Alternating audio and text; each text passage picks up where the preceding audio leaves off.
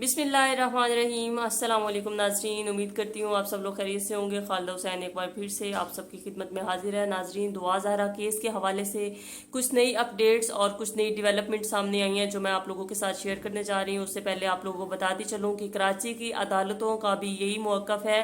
कि दुआ ज़हरा को लाहौर के दारुल अमान की बजाय कराची के दारुल अमान में शिफ्ट किया जाए, क्योंकि ज़हीर की अलहदगी के बाद दुआ ज़हरा का लाहौर में कोई गार्डियन नहीं है, उसका कोई वहाँ पे वारिस नहीं है। इसलिए लाहौर के दारुल अमान से बेहतर है उसको कराची के दारुल अमान में शिफ्ट किया जाए, क्योंकि ज़हीर और उसके फैसिलिटेटर्स दुआ ज़हरा से मिलने की कोशिश भी करेंगे और उसे कोई ख़तरा या कोई नुकसान भी हो सकता है। और इसके अलावा अगर दुआ को किसी चीज़ की ज़रूरत होती है या उसकी तबीयत नासाज हो जाती है तो वहाँ पर उसको कोई फैसिलिटेट करने वाला नहीं है। तो कराची में उसके पेरेंट्स हैं, उसके गार्डियंस हैं, तो वो उसको चीज़ें भी, उसकी ज़रूरियात भी पूरी कर सकते हैं और उसका ख्याल भी रख सकते हैं। और इसके अलावा अदालत ने ये भी इजाज़त दी है कि उसके पेरेंट्स के अलावा उससे कोई ना मिले, उसके पेरेंट्स ही सिर्फ दुआ ज़हरा से मिल सकते हैं। तो इसी हवाले से आज की जो अपडेट्स हैं वो मैं आप लोगों के साथ शेयर करना चाहूँगी कि आज 22 जुलाई बरोज़ जुम्मा क्या हुआ है कि सुबह 6 बजे से लेकर 11 बजे तक एक मुलाकात हुई है दारुल अमान में। और उसके अलावा जब अदालतें ओपन हुई हैं तो वहाँ एक एप्लीकेशन भी दी गई है और उसमें 2 चीज़ें वाक़या हुई हैं, 2 से 3 चीज़ें वाक़या हुई हैं। वो भी मैं आपको बताती हूँ, मगर ये जानना ज़रूरी है कि ये चीज़ें किस हद तक ख़तरनाक हो सकती हैं। और दुआ ज़हरा को जिस तरह से दारुल अमान में भी उससे कांटेक्ट करने की कोशिश की जा रही है या उससे मिलने की कोशिश की जा रही है, तो ज़रूर इसके पीछे भी कोई साजिश हो सकती है या उसकी जान को भी ख़तरा हो सकता है या कुछ भी हो सकता है। जिस तरह से पिछली वीडियोज़ में बहुत सारी ऐसी बातें की गई हैं दुआ ज़हरा की जान के हवाले से भी। और इसके अलावा मैं आपको बताऊं कि एक यूट्यूबर हैं और उनके साथ एक वकील हैं जो कि जिन्होंने जाकर आज एप्लीकेशन दी है और उसमें लिखा है कि साइला, यानी कि जो एप्लीकेशन देने वाली है, मैं आप आगे जाके आपको बताती हूँ कि ये साइला कौन है जिसने एप्लीकेशन दी है, वो बंदी कौन है। और वो उसमें लिखती है कि साइला जो है वो दुआ ज़हरा की करीबी बचपन की दोस्त है। मतलब कि जब दुआ ज़हरा पैदा हुई थी तो उस वक्त वो वहाँ पर मौजूद थी और शुरू से ही इन लोगों के आपस में बड़े अच्छे ताल्लुकात हैं और बड़े पुराने ताल्लुकात हैं। और साइला दुआ ज़हरा से मुलाकात करना चाहती है, इसलिए उसको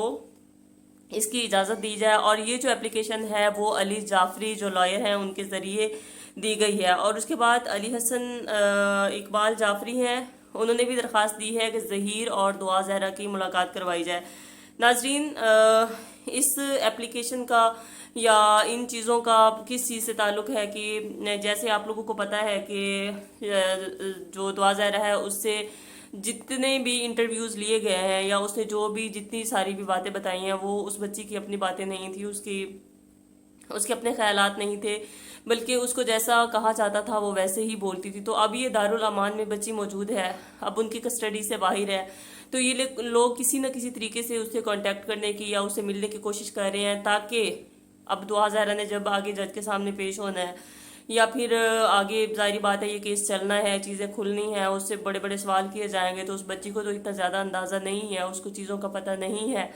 तो वो कोई सच ना बोल दे। और इसके अलावा कराची के दारुल अमान में अगर उसे रखा जाएगा तो उसने किस तरह से इन चीज़ों को टैकल करना है, किस तरह से इस केस को हैंडल करना है या क्या बोलना है उसने, तो ये सारी चीज़ें इस मुलाकात में उसको बताने का जो उन्होंने प्लान कर रखा है कि उससे मुलाकात होगी तो उसे बताया जाएगा कि उसने आगे कैसे बोलना है या किस तरह से उसने इन चीज़ों को हैंडल करना है। तो नाजरीन,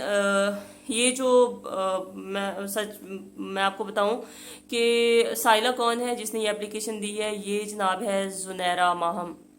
जी हाँ, ज़ुनैरा माहम है। उन्होंने एक वकील के साथ जाकर एप्लीकेशन दी है कि वो उससे मिलना चाहती है। और अब आप लोग इसी ही चीज़ से समझ जाएं कि उसके पीछे जितने भी, अभी ये मैंने लास्ट वाला जो व्लॉग बनाया था, जो मैंने कहा था कि उसकी जो ज़ुनैरा माहम का व्लॉग जिसमें वो रोई है इतना ज़्यादा और बड़ी इमोशनल अटैचमेंट उससे जाहिर कर रही है कि दुआ ज़हरा से उसकी इमोशनल अटैचमेंट, तो पिछले अगर आप उसकी इंटरव्यूज़ देखें, उसकी वीडियोस देखें, तो आपको पता चलेगा कि ज़ुनैरा माहम ने कहीं भी इस चीज़ का जिक्र नहीं किया कि वो बचपन से उसको जानती है या फिर उसके पुराने ताल्लुकात हैं, बल्कि उसने यही बताया हुआ है कि दुआ ज़हरा की जब वीडियोज़ आई या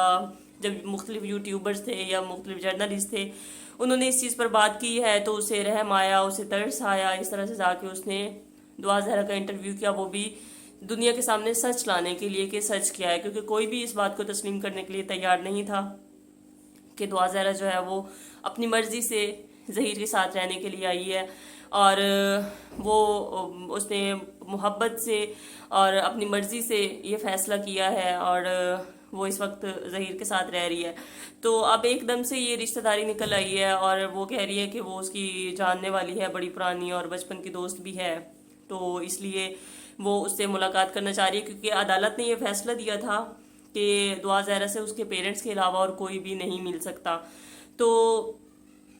یہ ظہیر گینگ کا زنیرہ مام ظاہری سی بات ہے، جو ان کی طرف سے بولنا اور ان کی طرف سے ملاقاتیں کرنا، اس کا کیا رائٹ بنتا ہے کہ وہ جا کے، ابھی تک کسی جرنلسٹ نے یا کسی بھی یوٹیوبر نے یہ اپلیکیشن نہیں دی یا کچھ اس طرح کے اپنے خیالات پیش نہیں کیے کہ وہ جا کے دعا زہرا سے ملیں گے، تو اس کا کیا مقصد ہے اس سے ملنے کا۔ اور اس کے بعد ایک دوسری جو اپلیکیشن گئی ہے کہ ظہیر کی اور دعا کی ملاقات کروائی جائے، تو یہ ملاقاتیں کس وجہ سے ہو رہی ہیں اور ان ملاقاتوں میں کیا ہوگا، یہ آپ لوگ خود بھی سوچ سکتے ہیں کہ وہ لوگ کیا پلان کرنے جا رہے ہیں یا پھر اس کو کیا کچھ بتانے جا رہے ہیں۔ باقی اس کے علاوہ دعا زہرا جو ہے اگر وہ لاہور میں رہتی ہے تو اس کی واقعی جان کو بھی خطرہ ہو سکتا ہے، جس طرح سے ان لوگوں نے بتایا تھا کہ وہ خودکشی کر سکتی ہے، وہ یہ ہے وہ ہے، لیکن وہ والا سین تو تھوڑا ختم ہو گیا ہے، کیونکہ وہ دعا زہرا بتا رہی تھی کہ اسے ظہیر سے اتنی زیادہ محبت ہے کہ اسے جدا کیا جائے تو وہ خودکشی کر لے گی، لیکن اب تو سین کچھ اور ہے کہ اس نے بولا ہے کہ ظہیر اور اس کے تعلقات خراب ہو گئے تھے، اور یہ جو بیان تھا یہ بھی اسی کے حق میں تھا، ظہیر کو بچانے کی کوشش کی جا رہی ہے، اور یہ ملاقات جو ہے اس میں بھی ظہیر کو بچانے کی ہی کوشش کی جائے گی، کیونکہ اب چیزیں کھلنا شروع ہو گئی ہیں اور ظہیر پھنستا جا رہا ہے اور اس پہ کیس مضبوط ہوتا جا رہا ہے، تو اس لیے اب اس کو کچھ چیزیں بتائیں گے، اس کو کچھ چیزیں سکھائیں گے کہ آپ نے یہ بولنا ہے، اس طرح سے آپ نے اس کیس کو ٹیکل کرنا ہے،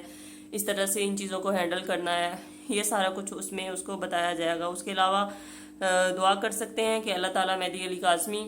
اور ان کی جتنی بھی فیملی ہے ان کو اور زیادہ صبر دے، ان کو اور زیادہ توفیق دے، ان کو ہمت دے کہ وہ اس کیس کو آخری دم تک لڑ سکیں، اور جتنے بھی یوٹیوبرز اور جتنے بھی جرنلسٹ ہیں، جتنے بھی وکیل ہیں، جتنی بھی ٹیمز ہیں، جتنے بھی